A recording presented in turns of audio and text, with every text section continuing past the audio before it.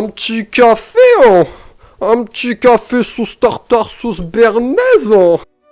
Aujourd'hui, on va parler du coup de la saga Le Seigneur des Anneaux. Alors, on est d'accord, Team Sam, hein, on est tous Team Sam, je pense, parce que Frodon sans Sam, c'est comme Johnny Hallyday sans Stade de France. Le Frodon, il est perdu, hein. Franchement, sans Sam, ce serait devenu un Gollum volume 2, le truc, hein, un truc bien dégueulasse. Donc, on va parler aujourd'hui de 11 anecdotes sur Le Seigneur des Anneaux. Seigneur des Anneaux, saga culte que tout le monde a vu, bien sûr, j'espère en tout cas, hein, c'est trois volets incroyables. Alors on va pas parler du Hobbit, parce que j'ai bien aimé le Hobbit, mais le dernier épisode, je l'ai trouvé pas ouf. Il y en a des plutôt intéressantes, surtout la dernière elle m'a choqué. Et ça m'a donné envie de tous me les retaper en fait, pour savoir si c'est vrai. Alors forcément c'est vrai, hein, ces anecdotes que je vous sors, ce sont des vraies anecdotes. Mais franchement là, en la lisant, je l'ai encore devant les yeux, ça me choque, je suis choqué. Donc on est parti pour la première anecdote sur la saga Le Seigneur des Anneaux. Première anecdote, c'est avant Peter Jackson, il y a eu les Beatles. Et là vous allez me dire, mais Alex, qu'est-ce que tu racontes? Seigneur des Anneaux, Peter Jackson, les Beatles, t'as fumé la moquette ou quoi frère? Il a fumé la moquette notre... En 1969, le label des Beatles obtient les droits d'adaptation de l'œuvre de Tolkien. Ça, en fait, en gros, Peter Jackson, de base, ne devait pas faire les Seigneurs des Anneaux, ça aurait été les Beatles. Donc il aurait été réalisé par Stanley Kubrick. Alors ça aurait été un sacré truc aussi avec Stanley Kubrick à mon avis. Et en gros, John Lennon aurait incarné Gollum, Paul McCartney Frodon, Ringo Starr Sam, et George Harrison Gandalf. Tout va bien les cousins. Deuxième anecdote, donc Tolkien vend son œuvre à bas prix. Il a vendu les droits du Seigneur des Anneaux pour seulement 14 000 €. Alors bon, il l'a vendu pour 10 000 livres, je crois que c'est des livres, hein, je sais pas. Et en gros, en euros, ça fait 14 000. Quand Tolkien vend les droits du Seigneur des Anneaux en 1969, il ne devait sans doute pas se douter de la future passion de nombreuses personnes pour la saga. Et du coup, ouais, il l'a vendu 10 000 livres, soit 14 000 balles. Moi, j'aurais été lui, désolé, je l'aurais vendu à un prix exorbitant. Forcément, il savait pas quelle ampleur ça allait prendre. Il savait pas que tout le monde allait kiffer le Seigneur des Anneaux, putain. On va passer au troisième, du coup, la troisième petite anecdote sur la saga Le Seigneur des Anneaux. Le record du plus grand nombre de morts, c'était dans Le Retour du Roi. Donc, Le Retour du Roi, si je me trompe pas, c'est le troisième, si je dis pas de conneries. Le Retour du Roi détient le record du plus grand nombre de tués à l'écran,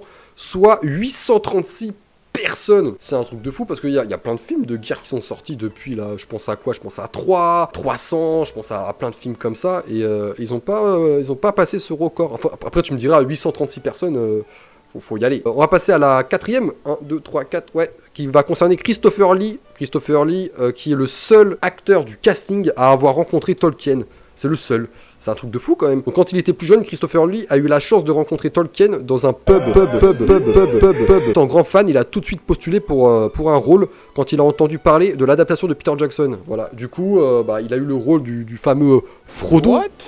Sauron, pardon, je dis que de la merde. Ouais, c'est le seul à avoir rencontré le grand Tolkien. Comment ils font ces gens-là pour avoir une imagination pareille? C'est comme pour la vidéo d'Harry Potter. D'ailleurs, je te conseille, va la voir la vidéo d'Harry Potter. Allez sur la chaîne. Elle est super drôle, moi je trouve. Donc va la voir, va la checker, tu vas rigoler. Donc on va passer tout de suite à la cinquième anecdote. La cinquième anecdote qui est le village de Frodon a été construit 1 an avant le tournage, messieurs dames. Et oui, pour faire vraiment naturel, le réalisateur de la saga a souhaité la construction de la comté, de là où vit Frodon, 1 an avant le tournage.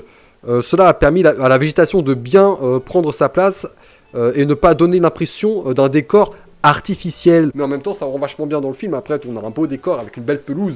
On a tous envie d'avoir la même pelouse chez nous. Donc voilà, c'était la cinquième anecdote. Selon on la passe vite parce qu'elle est pas très intéressante, même si c'est plutôt quand même intéressant. Donc on va passer à la sixième anecdote. 1, 2, 3, 4, 5, 6. 1 plus 1. 2 plus 2. 4 plus 4. Il a fumé la moquette, notre ami. Par rapport à Nicolas Cage. Nicolas Cage, grand acteur, hein, qu'on a vu dans Ghost Rider, ou encore dans Ghost Rider. Il a joué dans Lord of War. Allez voir Lord of War avec Jared Leto, incroyable. Nicolas Cage aurait pu être Aragorn, truc de fou quand même. Mais le rôle d'Aragorn avait été proposé à Nicolas Cage.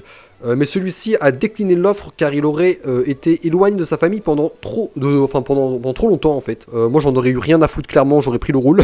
Et sinon il y a Russell Crowe aussi, Russell Crowe qui a joué dans Gladiator, chef-d'œuvre absolu, a lui aussi été casté mais a refusé le rôle à son tour. Donc du coup c'est le Viggo Mortensen qui a pris les rênes, et heureusement parce que ça fait un putain de personnage, moi je kiffe, c'est mon personnage préféré. On va passer à la prochaine anecdote qui est le rôle de Legolas 2 jours avant d'être diplômé diplômé, c'est-à-dire que Legolas, donc l'acteur qui est Orlando Bloom, il était en plein dans ses études d'acteur en gros, et il a signé le rôle de Legolas 2 jours avant même d'avoir reçu son diplôme. En fait, il n'était pas encore diplômé, donc il signe un rôle extraordinaire dans le cinéma avant même d'avoir reçu son diplôme. Après, voilà, pour moi, le diplôme ne fait pas tout. Tant que le mec joue vachement bien, il n'a pas besoin d'un diplôme. Legolas, Orlando Bloom, est incroyable, il n'y a rien à dire. Je voulais en caler une parce que c'est un personnage vraiment génial qui sort des phrases qui sont inutiles.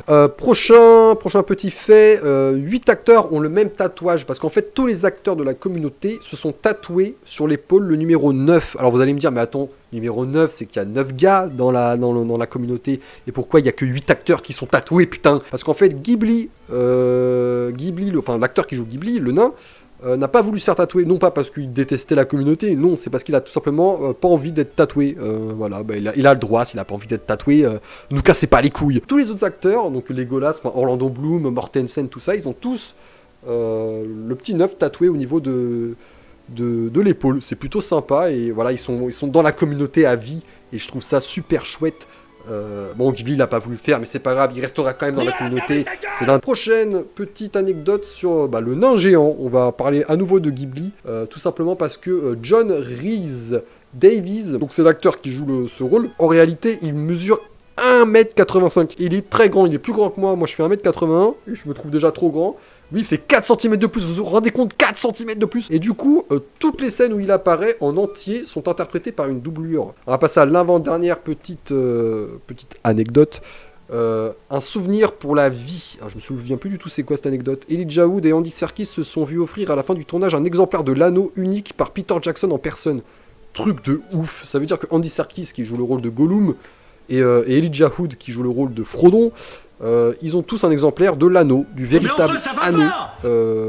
Et donc du coup il a été offert par Peter Jackson en personne. Moi je l'aurais offert aussi à Sam, hein. Je suis désolé, mais sans Sam, Frodon encore, je l'ai dit au début de la vidéo, mais Frodon il est rien sans Sam. Donc l'anneau aurait dû être donné à Sam plutôt qu'à Frodon. Mais voilà, petite anecdote plutôt sympathique, ça veut dire que chez eux ils ont un exemplaire de l'anneau, du vrai anneau, bordel, la chance, moi je veux le même. On est d'accord que ce mec là, c'est un vrai fils de farfadet, c'est un vrai fils de pute. Qui aime ce gars-là? Il y a toujours dans les sagas comme ça, il y a toujours un vrai fils de timpe dans l'histoire. Lui, c'est vraiment le fils de pute par excellence. Hein. Le gars, il a voulu buter son fils sans scrupule, ce connard de merde. Genre, par exemple, dans Harry Potter, le personnage insupportable, c'est la meuf avec son manteau rose. Là, comment ça s'appelle là, la salope de service là. Et la dernière, c'est celle qui m'a le plus surpris. Alors ça va peut-être pas vous surprendre vous, mais moi je sais pas pourquoi j'ai fait mais what? C'est une blague. Legolas ne parle qu'une seule fois à Frodon sur toute la trilogie. What? Legolas et Frodon évoluent pendant plusieurs scènes ensemble et ne s'adressent en réalité la parole qu'une seule fois. Legolas dit à Frodon « Et mon arc est vôtre ». C'est quand ils sont en train de créer la communauté. Lors de la mise en place de la communauté de l'anneau, voilà, c'est ce que je viens de dire. Truc de dingue. Legolas et Frodon ne se sont parlé qu'une seule fois sur toute la trilogie. Et c'est comme je vous disais au début de la vidéo, ça me donne envie de tous les revoir pour voir si effectivement ils se parlent qu'une seule fois, les gars. C'est vrai, forcément c'est vrai, mais on s'en rend pas compte. Après, c'est vrai que pendant une longue partie du film, ils sont pas ensemble, puisque Frodon part avec Sam vers le Mordor, et que Legolas, lui, fait la guerre avec Aragorn et tout. Mais même, quoi, il y a des moments où ils se recroisent et tout, et ils se sont parlé qu'une seule fois. Voilà, c'était la dernière anecdote de cette vidéo, j'espère que ça t'a plu. Si ça t'a plu, mets un petit j'aime, partage si tu veux partager, hein, en story Insta, si tu veux, sur Facebook, sur Twitter, sur MSN. Sinon, je te fais des bisous sur les fesses. Et puis ciao. Peut-être pour d'autres anecdotes sur un autre film. Peut-être, on sait pas. On sait pas en vrai. Bisous. Mais il va la fermer sa gueule. Gandalf.